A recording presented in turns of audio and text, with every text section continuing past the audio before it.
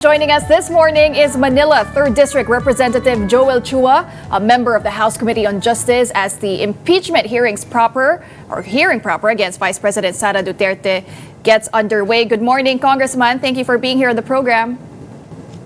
Good morning, Pauline. Thanks for having me. Okay, so magsisimula na po today, Congressman, ang hearing proper.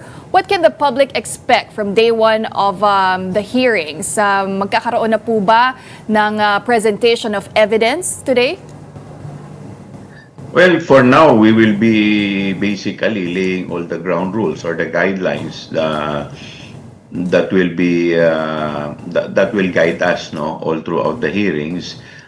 Secondly, we will rule on the petitions or the motions that were raised by certain congressmen, like the one that Congressman Jokno, through his letter, he was asking for the issuance of subpoena duces tecum on certain documents.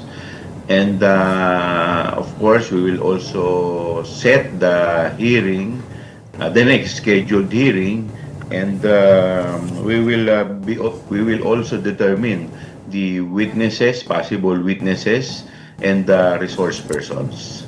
So it's more of just laying the rules first, laying down the ground rules first, Congressman, today. But have you received information already if the Vice President and her lawyers will be attending the hearings today?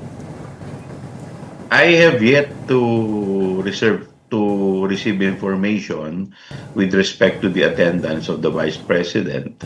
But of course, in every stage of the hearing, the committee will always invite her as part of due process. Parang nabanggit po din kasi, Congressman, ni Chairperson Luis Ro in a separate interview that she received word that her camp will not be participating in the hearings.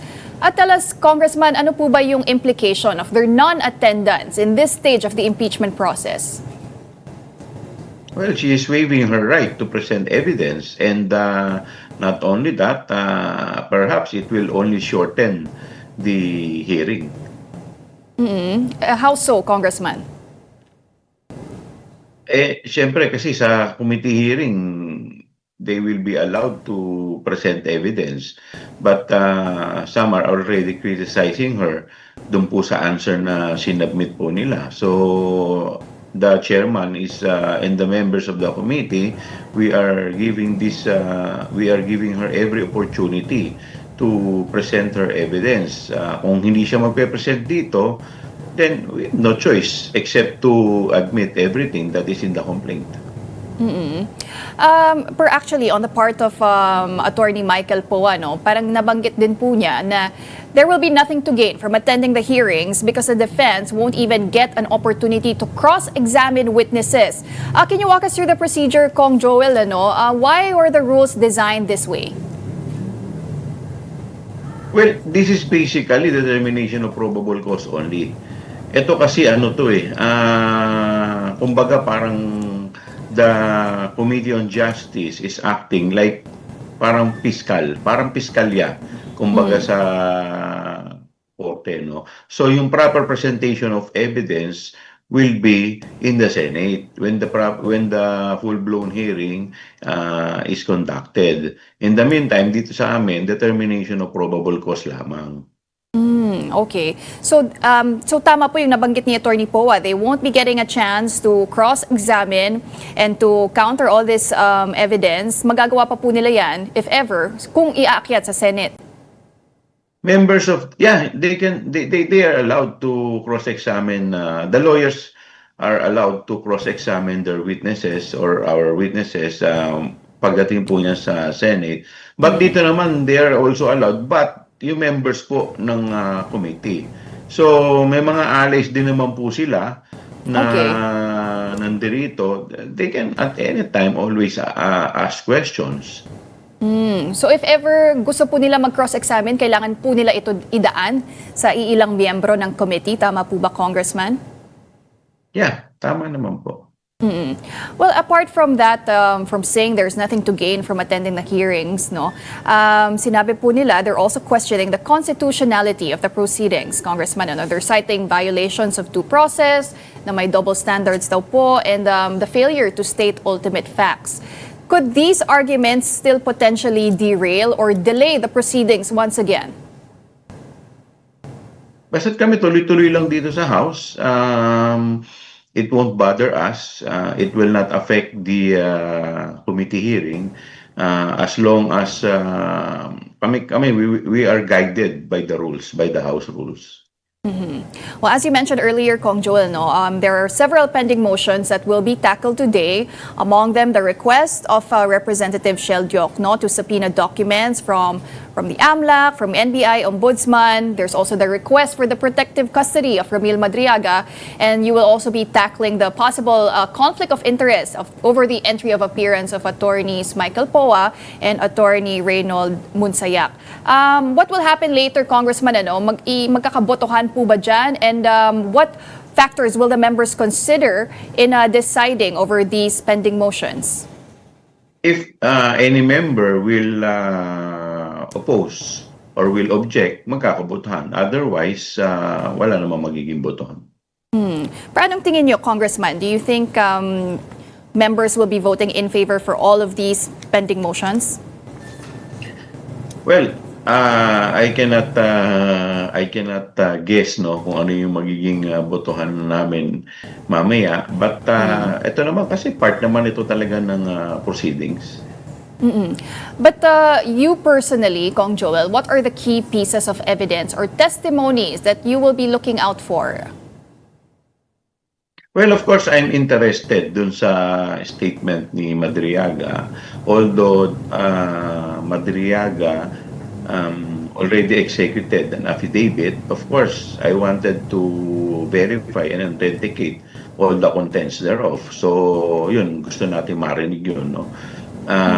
Another thing, syempre, yung mga iba pang mga requests na hinihingi ng mga kasama natin, like dun sa Ombudsman, sa NBI, tsaka yung sa AMLAC. So, lahat yan, interesado rin tayo. Kasi meron din pong allegations of misuse of confidential funds nga po, ano, and yung unexplained wealth and possible SALN violations. For those allegations, Kong, ano nga pwedeng ebidensya na magiging compelling enough to support these claims? Bank records. So, ang bank records po, Congressman, mabubuksan na po yan at this stage? Well, let's see. Tingnan natin kung we will tackle on that later on.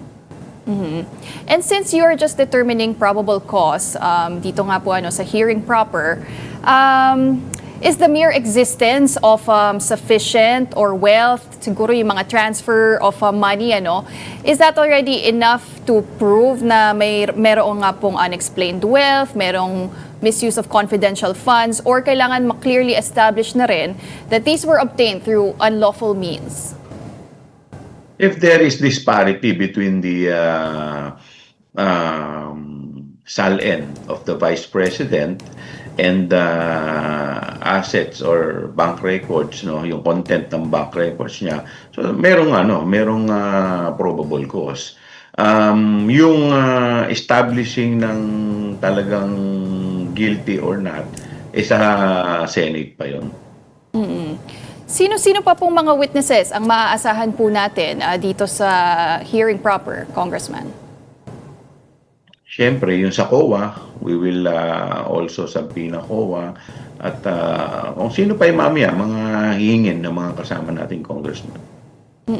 Kasi nabanggit din po ni former Senator Antonio Trillanes na siya daw po ay confirmed na mag-testify possibly as the first witness dito sa impeachment hearings. Mangyayari po ba yan today, Kong, o sa next hearing na po?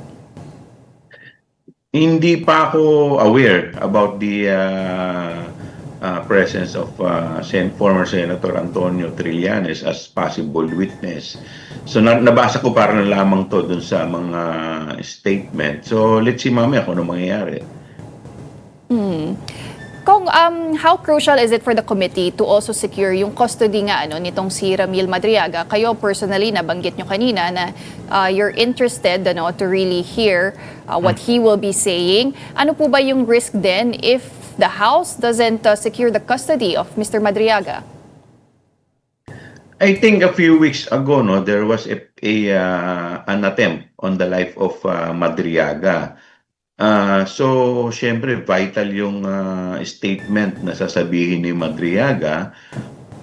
Kaya importante to give protection to the witness. Congressman, Chair Luistro characterized this whole stage. This is the fourth step already in the impeachment process. Sabi po niya, this is like a mini trial. Others say parang itong preliminary investigation. So just to help our viewers understand, ano po ba yung magiging governing standard dito? How high is the threshold? Determination of probable cause lang eh. So when you say determination of probable cause na baka mamaya baka ginawa nga niya. So the threshold is not that kumbaga iba yung iba yung sa trial proper eh. Dito kasi yung possibility na ginawa nga ng or the Vice President has committed grounds for impeachment. So dito medyo mas mababaw lang as compared sa trial. Okay. Pero for the members of the House Justice Committee, masasabi po ba natin na mataas yung standard para sa inyo considering na kayo nga po yung magiging prosecutor, kayo yung magiging piskal, So kailangan solid talaga yung evidence and yung allegations. Pao, alam mo, last 19 Congress, we already conducted committee hearing at sa Committee on Good Government. So, and based on that, ito nga yung mga pieces of evidence were gathered like yung mga statement ng mga employees ng DepEd, yung COA report. So, dito naman solid na yung mga evidence. But since it was since the Supreme Court declared it as unconstitutional, the declaration was not based on merit but based on procedural aspect. So ngayon, we believe that the grounds are still the same. May additional lamang yung pagsulpot ni Madriaga, that's an additional evidence. Tapos ito pa yung mga additional evidence lamang na magpapatibay palalo. But it does not mean na walang ebidensya. May mga ebidensya na eh. But itong dinadagdag lamang ay additional evidence para mas lalo pang maging solid. Actually, after yung impeachment process against the VP was derailed last year, nung 19th Congress, some analysts are saying na ngayon po, ang House, they're not just being cautious but extra cautious with how you approach it this time around. Are you confident, Congressman, that the committee has fully complied with all constitutional requirements so far? We are not only extra cautious. We are providing the Vice President more than what is hinihingi ng batas or the law is asking for. In fact, yung due process na binibigay pa namin parang sobra-sobra. So nakita naman niya, may determination ng substance, merong sufficient ground at ngayon may probable cause pa. So talaga naman, and the committee is very accommodating na until sa committee level, dito nga sa conduct ng hearing sa committee level, we will still allow for the Vice President and for the respondent to submit their pieces of evidence. So nakita naman niyo, lahat naman talaga ng opportunity, we are giving it to them. But amid this process, Congressman Chua, there are still allegations that the lawmakers could possibly be influenced with funding allocations to support this impeachment. How can you ensure that the members of the committee and the whole of the House will be voting on this based on merits and not on political calculations, considerations, considering that VP Sara has already declared her intention to run for president in 2028? The hearing is open to public. So wala naman ditong tinatago. Even the public can decide. Mas sila naman magsasabi kung meron bang basis o wala. All right, and on that note, thank you very much for joining us this morning. I know you still have a long day ahead, so thank you very much. That was Manila 3rd District Representative Joel Chua.